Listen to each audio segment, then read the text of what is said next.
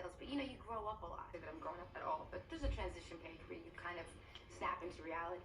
The character did, and so did I, and all that is very much captured on film. Our backdrop was 70s, but I think it dealt with problems and realities and funny things that are so timeless that it almost didn't matter where it was set.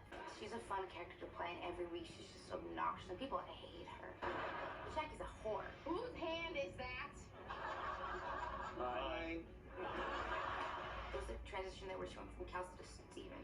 I chose Steven, and I'm gonna tell him today. Oh my God, what if he cries?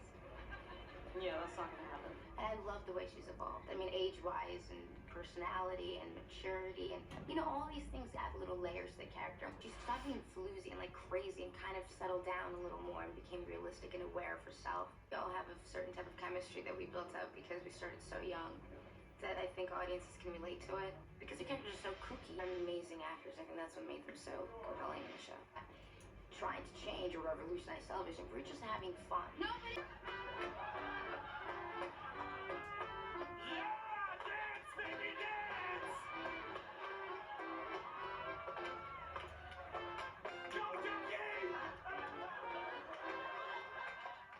Playing every week, she's just so obnoxious, and people hate her.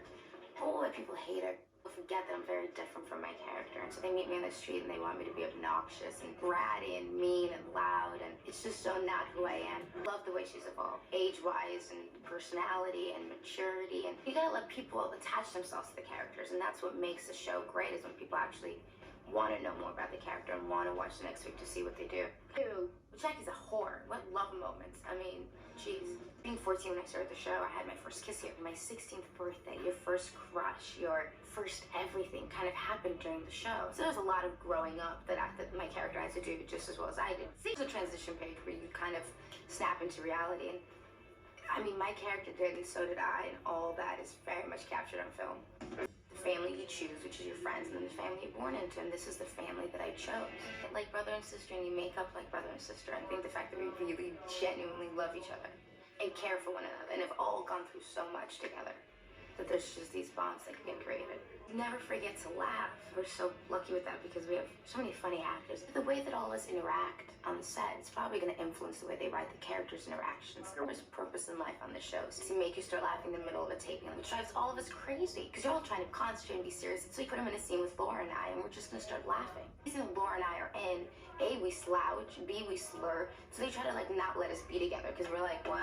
And then we just kind of feed off each other's energy. I think it does influence the show. I mean, in very little ways.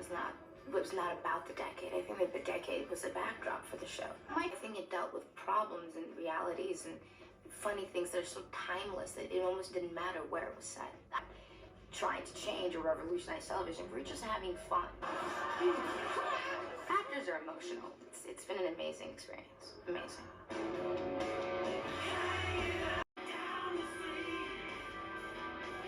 I'm proud of being here. I'm proud that I still enjoy myself. I'm proud of our writers, of our executives. I'm proud of the creative people that allow me to be funny.